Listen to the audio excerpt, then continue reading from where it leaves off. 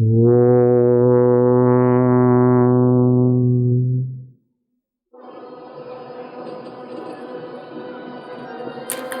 भ्रू मध्य में भगवान नाम का धारणा की जाए तो विलक्षण लक्षण से बुद्धि का विकास होता है। अगर नाभि में सूर्य का ध्यान किया जाए तो आरोग्य के केंद्र सक्रिय होते। ध्यान के समय जीभ के अग्रभाग को दांतों के मूल में ऊपर अथवा नीचे रखा जाए तो आपके शरीर में आरोग्य का रस बढ़ता है, रोग प्रतिकारक शक्ति बढ़ती है। और ध्यान में भगवान के स्वभाव को, भगवान के गुणों को, भगवान की लीलाओं को, भगवान के सामर्थ्य को चिंतन करने से आपकी उपासना सफल होती है। मेरे को ध्यान करना है तो क्या चुपचाप बैठ जाऊंगा तो ध्यान होगा? मन इधर उधर भागेगा। ठाकुर जी का तो ध्यान करूं, फायदा तो है, लेकिन ठाकुर जी को बोलते चालते लेते देते मैंने नहीं देखा। लेकिन ठाकुर जी निराकार है, मूर्ति किसी कारीगर ने बनाई। मैंने मेरे गुरु का ध्यान शुरू किया। गुरु जी से तो मिलना होता है, बातचीत भी हुई।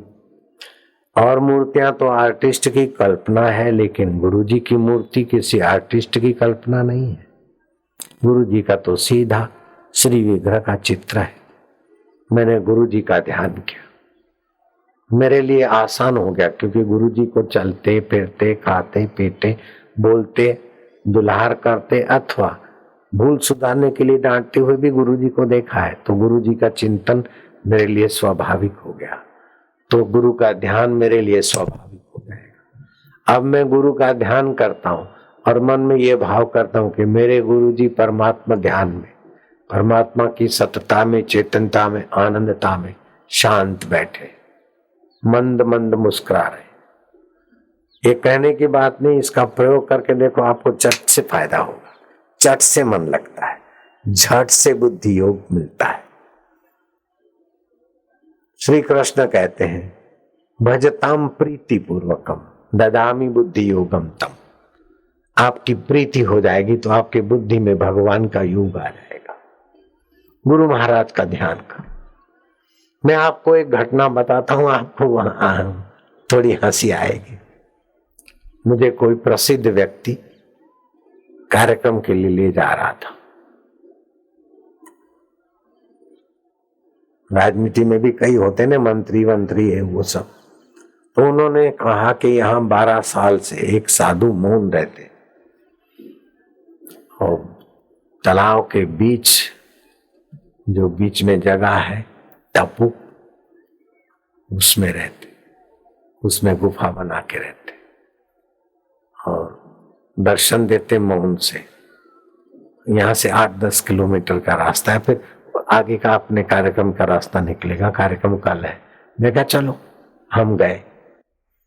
और उस साधु ने, मैं आपको बिल्कुल मजा की बात सुनाने जा रहा हूं। उस साधु ने जैसे और भक्तों को आशीर्वाद देना होता है, ऐसे मेरे को भी यूं कर दिया। मैं उनसे बात करना चाहता था कि भाई क्या साधना कर रहे हो, कैसा है, एक दूसरे को मदद रूप। ऐसा करके वो चला गया। देख लेना गुरु के ध्यान में क्या शक्ति है। संध्या का समय था, हम तो चले गए। हमको उनसे कुछ लेना नहीं था, कुछ पाना नहीं था, लेकिन परस्पर संत संत बात करे तो ठीक था। हम चले गए। बाद में वो गुफा में गया, दिया खोजा तो माचिस नहीं मिले, और माचिस मिले, दिया जलाए तो कांडी बुझ जाए।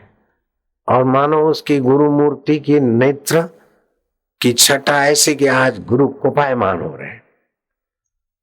और बहुत सारी कांडियां जल गई, दिया नहीं जला पाए। और बार बार मानो गुरु मूर्ति बोल रही है कि साले, ये उन्हीं के शब्द बोल रहा हूं, मैं हल्के शब्द बोल रहा हूं, साले साधु के रूप में आता हूं। तो अनादर करता है और यहां दिया जलाता है, बेवकूफ कहीं का। बार बार उसके अंतरात्मा से गुरु मूर्ति का ये। आप तो वो 12 साल के मौनी दुधारी इतने बेचैन हुए, इतने बेचैन हुए कि कोई भी आए भगत तो यूं झाके वो महाराज का एड्रेस मिल जाए। जीवन झरमर नाम की पुस्तक थी उस समय, छोटी सी, लोग जेब में डाल देते। उस पुस्तक पर से फोटो देखा, किसी भगत को बुलाया, लिखा कि ये महाराज कहाँ रहते, कैसे आए थे मेरे पास, मैंने उनका कोई आदर नहीं किया, मेरे को ऐसा ऐसा होता। फिर वो जो नेता था उस तक उसने प्रार्थना पहुंचाई और नेता ने फिर मेरे को हाजी जी की, और मैं फिर गया तो वो साधु बाबा तो बाप रे क्या मेरा आदर करे। मैं कहता हूँ हे साधु बाबा की गुरु मूर्ति, देखने में तुम मूर्ति हो लेकिन साक्षात हो साक्षात। गुरु मूर्ति ने ऐसा उनको डांटा तपस्वी को कि वो मैं गया तो क्या मेरी खिदमत में है, मेरे चेले भी ऐसी मेरी खिदमत नहीं कर रहे। कैसा आदर से हाथा जोड़ी करके अपने ध्यान के नीचे गुफा के खंड में, किसी को कभी जाने नहीं दिया होगा, बैठने की जगह साधना में। क्या महाराज आपको कब्जियत की तकलीफ है? हाँ है। मैं क्या आपको ऐसा ऐसा होता है, अब आपको ये करना चाहिए। तो उसको तो लगा कि अरे ये सब कैसे हुआ, क्या क्या। तो ध्यान मूलम गुरु मूर्ति जो शब्द कहा है ना, सचमुच गुरु मूर्ति से प्रेरणा मिलती। आप गुरु मूर्ति का ध्यान करो, अगर आप बढ़िया काम करके जाते हो, गुरु मूर्ति को देखते हैं तो आपको लगेगा कि मंद मंद गुरुदेव मुस्कुरा रहे हैं, गुरु के नेत्रों से कृपा और आशीर्वाद बरस रहा है। और गड़बड़ करके जाओ, कोई जघन्य पाप करो, जघन्य पाप करके फिर गुरु मूर्ति के पास जाओ तो वही की वही आपके घर की मूर्ति, नेत्र तो वही होंगे, फोटो के तो वही होंगे, लेकिन आपको लगेगा कि आज गुरु महाराज को पायमान नाराज।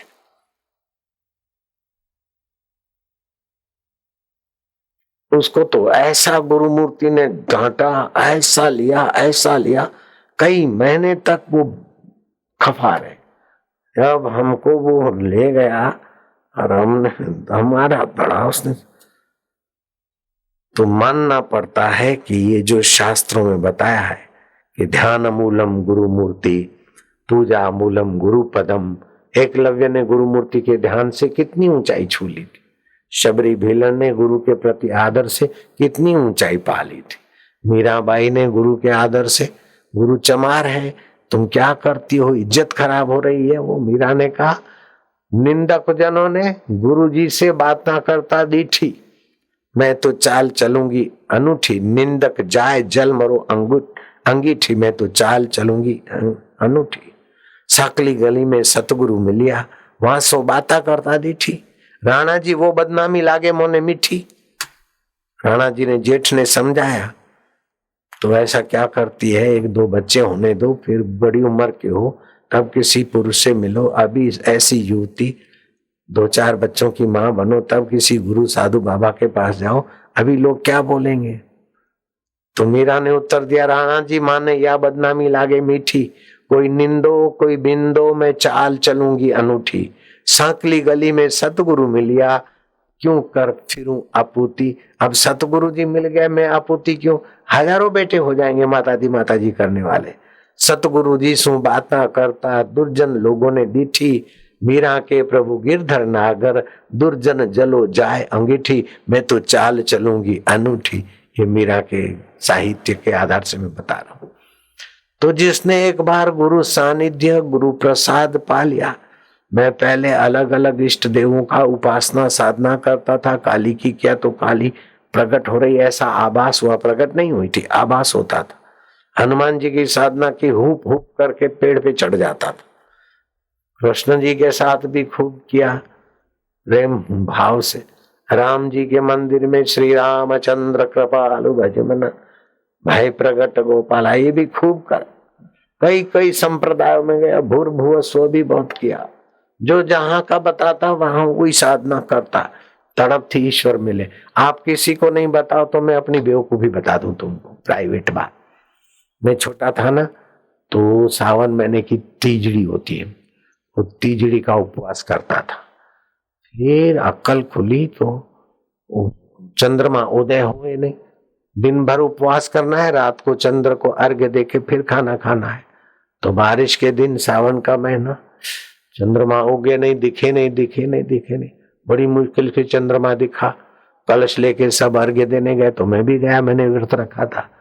तो वहां मेरे बात पकड़ में आई, उभर उभर चंद्रड़ा हे चांद दे, उभर उदय हो दर्शन दो, साइली करे। तीज का चांद तो छोटा सा होता है। गोरड़ियों आई, दासियां आई, कल से दूध भर के। मैं सोचा ये दासियां आई, मैं तो दासी नहीं हूं, मैं तो लड़का हूं। फिर पूछा मैं, क्या ये दासियां आई क्यों? बोले अपने सुहाग के लिए व्रत रखना होता है, पति सदा जिंदा रहे। मैं क्या तेरे की मैं उस सुहाग की रक्षा के लिए जो माया व्रत करती थी, वो पापड़ भी मैंने वेल के देखे। फिर मैंने छोड़ दिया, मेरे को क्या कोई पति मेरा सुहाग। तो बचपन में ये सारे पापड़ वेले, कई कई गलियारों से गुजरे, तभी हाईवे मिलाया हमको। किसी को बोलना नहीं कि बापूजी ऐसे बेवकूफ थे, प्राइवेट बात है। नारायण हरि बोलो ना, नारायण हरि ना। फिर ध्यान देना, उभर उभर चंद्रड़ा साइली करे, घोरड़ियों आयूं कलशा खीर भरे, दासियां आई कलश दूध भर के। मैं क्या दासियां तो ये तुम हो दासियां, मैं क्या बोलूं? बोले ये तो सुहागिनों का व्रत है। मैं क्या चलूं, 2-3 साल रखा था, फिर मेरा चूड़ा अमर हो जाए। करती रहो तुम चूड़ा अमर, मैं नहीं रखता। फिर किसी को बोलना नहीं, मंत्री देखना, आपस में बात हो तो ये बात नहीं बोलना मेरी पोल पट्टी की यार। नारायण हरि बोलो, नारायण हरि। तो मैंने ऐसे ऐसे कई कई व्रत, कई साधना, कैसे संप्रदायों में चक्कर मारे, लेकिन घूम घाम के ये सार मिला, गुरु कृपा ही केवलम शिष्यस्य परम मंगल। ज्ञानेश्वर कहते हैं, हे गुरु कृपा तू मेरे हृदय में सदैव निवास करना। जब तक जी में जान रहे, तन में प्राण रहे, प्रीत की डोरी तेरे तरफ बढ़ती रहे, बढ़ती रहे। तो इस प्रकार मैं गुरु जी का ध्यान करता हूं, और गुरु जी सत स्वरूप, चेतन स्वरूप, आनंद स्वरूप ईश्वर में समता में स्थित है। आनंद आनंद गुरुदेव के अंतःकरण में विश्रांति योग, राजाधिराज योग, महाराज योग में गुरु जी विराजमान है। अथवा तो भगवान नारायण का मैं ध्यान करता हूं तो शेष शया पर नारायण विराजमान है। और देव जगी एकादशी से लेकर, देव सोई एकादशी से लेकर, जुलाई महीने की एकादशी से लेकर कार्तिक महीने की एकादशी, 4 महीने भगवान नारायण राजाधिराज महाराज योग में विश्रांति करते।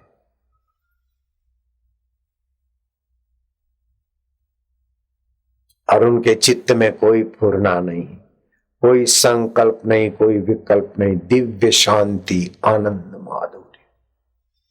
चिदाकाश स्वरूप भगवान नारायण अपने आप में 4-4 महीने समाधिस्थ रहते हैं, जिसमें ब्रह्मा जी समाधिस्थ होकर सृष्टि करने का सामर्थ्य लाते।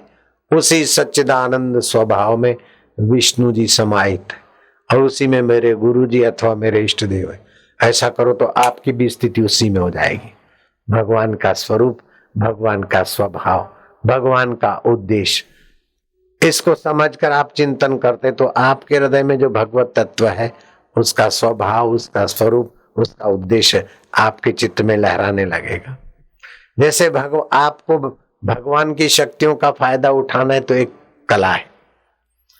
जैसे कंगाल आदमी करोड़पति बनना चाहे तो उसके लिए बहुत परिश्रम है, लेकिन करोड़पति की गोद चला गया तो उसी दिन वो करोड़पति का बेटा करोड़पति हो गया। ऐसे भगवान की शक्तियों के साथ एक होना है तो भगवान के स्वभाव में अपना स्वभाव डाल दीजिए, भगवान की मैं में अपनी मैं डाल दीजिए, भगवान की सत्ता में अपनी सत्ता डाल दीजिए, भगवान की चेतनता में अपनी चेतनता डाल दीजिए।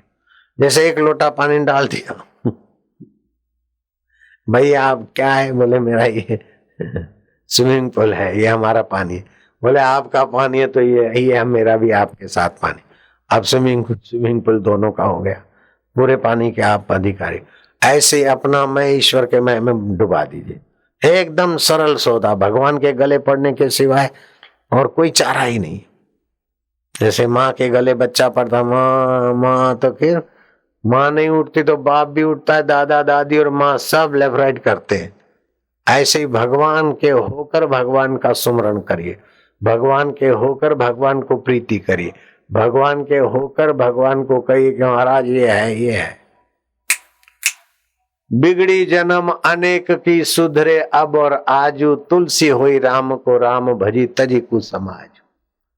तो अपने अंतर्यामी भगवान को सतरूप मानिए, चेतन रूप मानिए, आनंद रूप मानिए।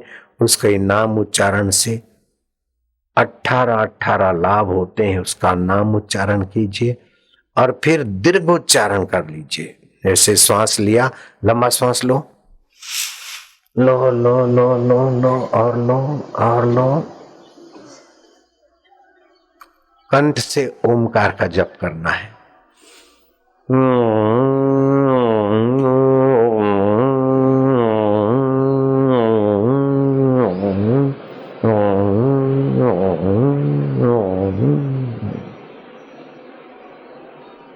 फिर से गहरा श्वास लो,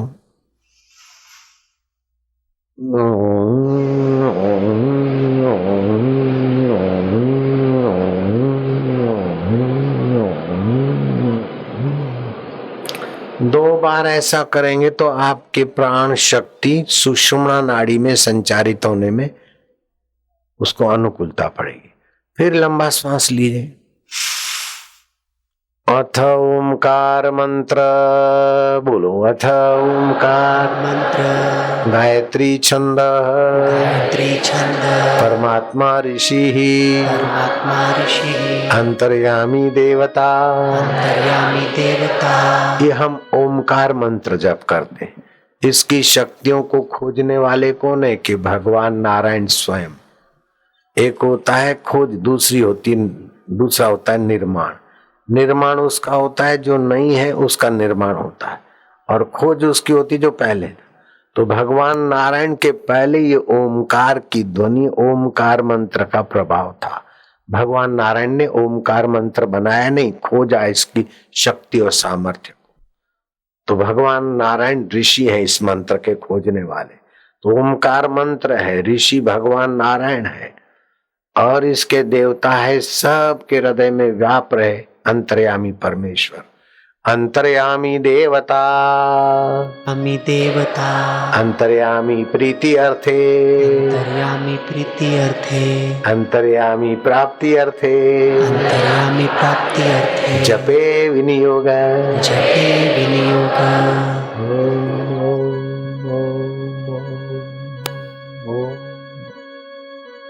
होठों में जपते जाए और एक टक देखते जाइए। 6 मिनट ऐसा करिए, देखो फिर क्या चमत्कार शुरू होते। 6 मिनट एक टक देखते जाइए। पलकें गिरे तो हरकत नहीं, लेकिन दाएं बाएं आंखें न फिरे। 6-8 मिनट देखते जाइए, एक टक जप करते जाइए। होठों का जप फिर कंठ में ले आइए 6-8 मिनट, फिर हृदय में ले आइए, और फिर ऐसे ही बैठे रहिए। 24 मिनट का ये कोर्स। फिर 6 मिनट ऐसे ही शांत, श्वास गया, ओम बाहर गया। ऐसा बुद्धि योग, ऐसा विश्रांति योग साधु बाबा, ऐसा लाभ हो जाएगा कि आज तक के करोड़ों तीर्थ जो कर लिया उससे भी ज्यादा ये अनंत तीर्थ करा देगा। तीर्थ नाए एक फल, संत मिले फल 4, सतगुरु मिले अनंत फल। इस फल का अंत नहीं होगा। ऐसे सत्य स्वरूप में विश्रांति मिलने लगे। इसे कहते हैं विश्रांति योग।